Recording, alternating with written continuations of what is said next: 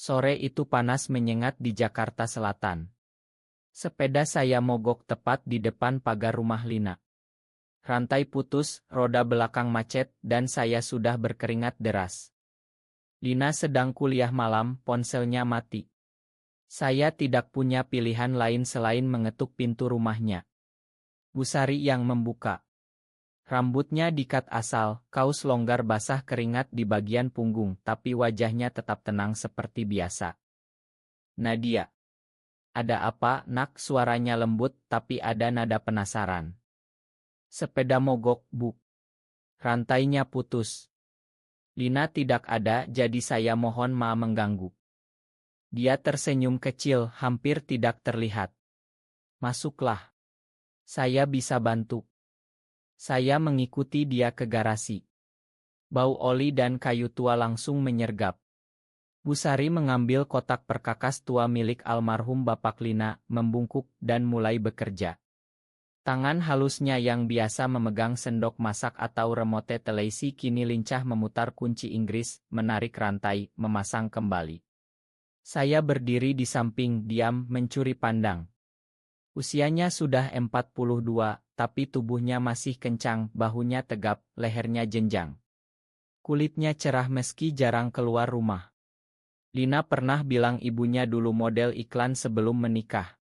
Sekarang dia hanya ibu rumah tangga yang jarang tersenyum. Sudah, katanya tiba-tiba, berdiri sambil menyeka tangan ke kain lap.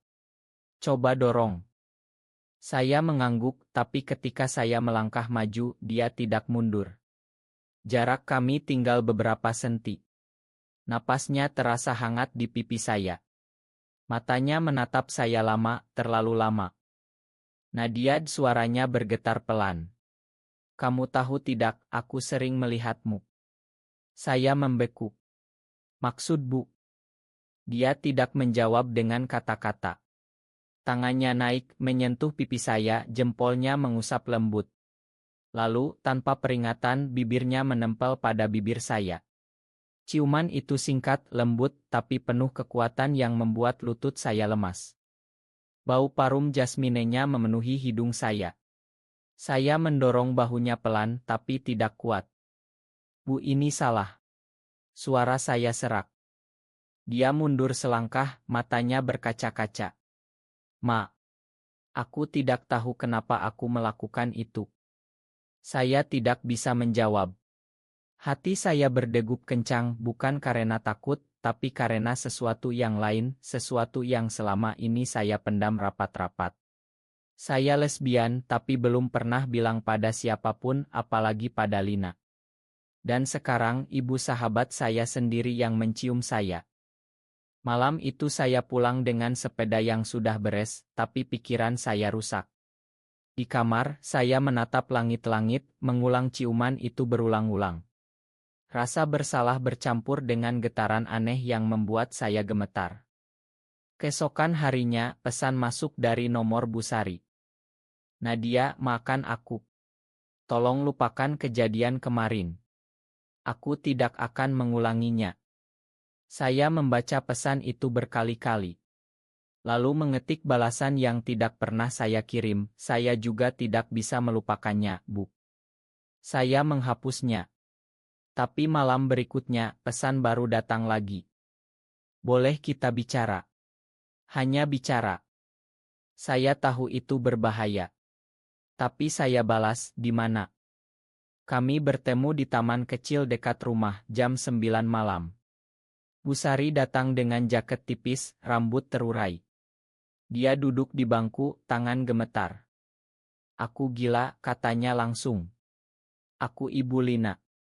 Aku seharusnya melindungi kalian, bukan seperti ini. Saya menatapnya. Bu juga merasakan ini. Dia mengangguk pelan. Aku sudah lama merasa kosong setelah suamiku meninggal. Aku pikir itu hanya kesepian. Tapi ketika melihatmu aku tahu itu lebih dari itu. Saya menunduk. Saya suka perempuan, Bu.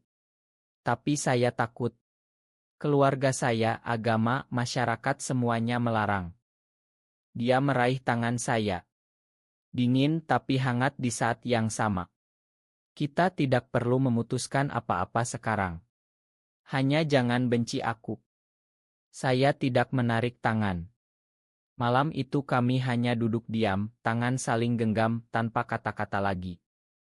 Tapi benih itu sudah ditanam. Dan ia akan tumbuh, entah menjadi bunga atau duri yang menusuk hati kami semua. 2 minggu kemudian, hubungan kami berubah menjadi sesuatu yang tidak bisa dijelaskan. Kami tidak bertemu sering, takut Lina curiga, tapi setiap pertemuan terasa seperti api yang membakar pelan. Kami chat larut malam, pesan singkat tapi penuh makna. Kamu baik-baik saja. Aku rindu suaramu. Jangan ceritakan pada siapapun.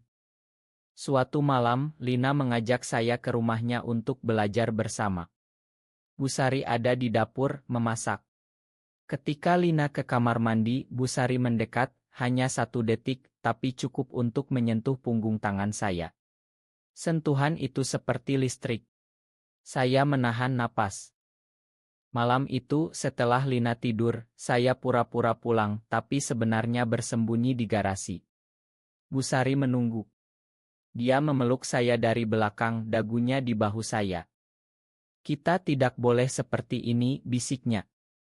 Tapi kita sudah melakukannya, jawab saya. Kami berciuman lagi, kali ini lebih lama, lebih dalam. Rasa bersalah masih ada, tapi keinginan lebih kuat. Keesokan harinya, Lina bertanya, kenapa kamu kelihatan capek, Nad? Saya kurang tidur, bohong saya. Dia memandang saya lama. Kamu ada masalah? Cerita dong. Saya tersenyum paksa. Tidak ada. Tapi Lina bukan orang bodoh. Dia mulai memperhatikan. Beberapa hari kemudian, Busari mengajak saya ke rumah kosong milik saudaranya di pinggir Jakarta. Hanya 1 malam, katanya. Kita perlu bicara. Saya pergi berbohong pada orang tua bahwa saya menginap di rumah Lina. Di sana, kami tidak banyak bicara. Kami duduk di teras, memandang bintang. Busari menceritakan masa lalunya, pernikahan yang dingin, kesepian setelah ditinggal mati suami, perasaan yang selama ini dia tekan. Aku takut Tuhan tidak mengampuni aku, katanya. Saya juga, jawab saya.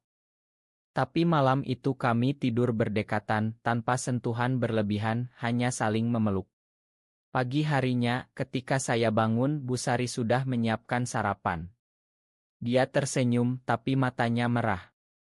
Kita harus berhenti, katanya. Saya mengangguk, tapi hati saya menolak. Pulang ke Jakarta, saya merasa seperti orang asing di rumah sendiri. Lina menelepon, mengajak jalan. Di KAE, dia tiba-tiba bertanya, Nad, kamu dekat sekali sama ibu akhir-akhir ini. Ada apa? Saya tersedak kopi. Tidak ada. Kenapa? Dia memandang saya tajam. Ibu sering tersenyum sendiri kalau baca ponsel. Dan kamu juga berubah. Saya tertawa gugup. Mungkin kita sama-sama stres kuliah. Lina tidak tertawa. Malam itu pesan dari Busari, Lina bertanya banyak tentangmu. Aku takut. Saya balas, kita harus hati-hati. Tapi hati-hati tidak cukup. Api sudah terlalu besar. Konflik mulai muncul seperti retakan di kaca yang perlahan melebar. Lina semakin sering bertanya tentang ibunya. Ibu akhir-akhir ini aneh. Dia sering keluar malam, bilang ke saudara, tapi aku tahu dia tidak punya saudara di dekat sini. Saya berusaha tenang. Mungkin dia butuh waktu sendiri. Lina menggeleng. Aku tahu ibu. Dia menyembunyikan sesuatu. Sementara itu, Busari dan saya semakin sering bertemu di tempat-tempat tersembunyi, taman malam, warung kecil di pinggir jalan, bahkan mobilnya di parkiran gelap. Setiap pertemuan diakhiri dengan ciuman yang semakin putus asa.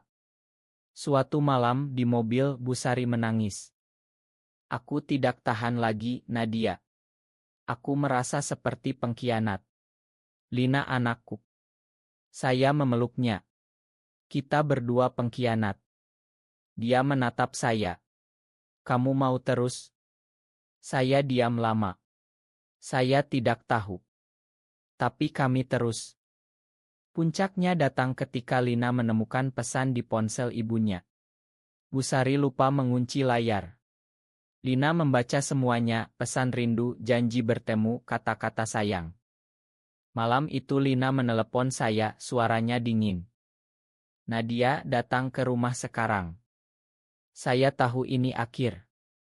Di ruang tamu, Lina berdiri, Busari duduk di sofa dengan wajah pucat. Lina memegang ponsel ibunya seperti senjata. Jelaskan, kata Lina. Tidak ada kata yang bisa menyelamatkan. Saya menunduk. Busari menangis pelan. Kamu tidur dengan ibuku, tanya Lina, suaranya pecah. Bukan seperti itu, kata saya. Kami saling mencintai. Lina tertawa getir. Cinta. Kamu sahabatku, Nadia.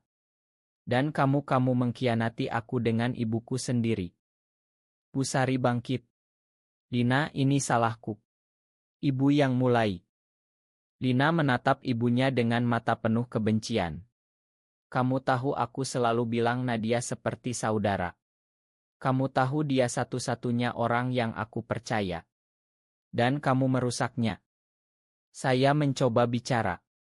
Lina, makan aku. Dia menggeleng. Keluar dari rumah ini. Sekarang. Saya pergi dengan air mata mengalir. Di luar, hujan deras. Saya berdiri di bawah guyuran air, merasa semuanya hancur. Hari-hari berikutnya seperti mimpi buruk. Lina memblokir nomor saya. Busari tidak lagi membalas pesan. Saya dikucilkan dari lingkaran pertemanan. Orang tua Lina menelepon orang tua saya, menceritakan skandal. Ayah saya marah besar, bilang saya memalukan keluarga. Ibu saya menangis, bertanya apa saya gila. Saya pindah ke kontrakan kecil di pinggir kota, mencoba melupakan. Tapi setiap malam, wajah Busari muncul. Saya rindu dia, rindu Lina, rindu kehidupan yang dulu. Suatu hari, Busari muncul di depan kontrakan. Wajahnya kurus, mata bengkak. Aku cerai dari keluarga, katanya. Lina tidak mau bicara denganku lagi. Ayahnya dia bilang aku tidak layak jadi ibu. Saya memeluknya. Bu, kita salah. Dia mengangguk. Tapi aku tidak menyesal mencintaimu. Kami duduk di lantai sempit, saling memeluk. Malam itu kami berbicara panjang tentang rasa bersalah, tentang agama, tentang masa depan. Busari bilang dia akan pergi ke Bandung mencari pekerjaan baru, mencoba memperbaiki hidup. Tapi aku tidak bisa meninggalkanmu, katanya. Saya menangis. Kita tidak bisa bersama, Bu. Terlalu banyak yang terluka. Dia mengangguk pelan. Aku tahu. Keesokan harinya, dia pergi. Kami berpelukan terakhir di stasiun. Tidak ada ciuman. Hanya air mata. Saya kembali ke kehidupan tapi hampa. Lina tidak pernah memakan. Keluarga saya berusaha menyembuhkan saya dengan membawa saya ke ke psikolog. Saya pura-pura berubah, tapi di dalam saya tetap sama. Tahun berlalu. Saya lulus kuliah, bekerja di perusahaan kecil. Busari pindah ke Bandung, menikah lagi dengan pria baik, tapi Lina bilang ibunya tidak pernah benar-benar bahagia. Lina dan saya tidak pernah bertemu lagi. 10 tahun kemudian saya menerima pesan dari Lina. Nad, ibu meninggal kemarin. Kanker. Dia minta aku kasih ini padamu. Lampiran surat tulisan tangan Busari. Nadia, maafkan aku karena meninggalkanmu dalam kehancuran. Aku mencintaimu sampai akhir. Jika ada kehidupan lain, aku ingin kita bertemu tanpa rasa bersalah. Jangan salahkan dirimu. Cinta kita salah di mata dunia, tapi benar di hati kita. Lina memakanmu. Dia bilang dia mengerti sekarang. Jangan takut lagi. Hidup terus. Aku mencintaimu. Selamanya. Sari. Saya menangis membacanya. Lina menelepon. Suaranya lembut, tidak lagi dingin. Nad, datanglah ke pemakaman.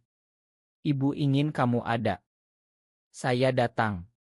Di sana, Lina memeluk saya. Tidak ada kata ma. Hanya pelukan.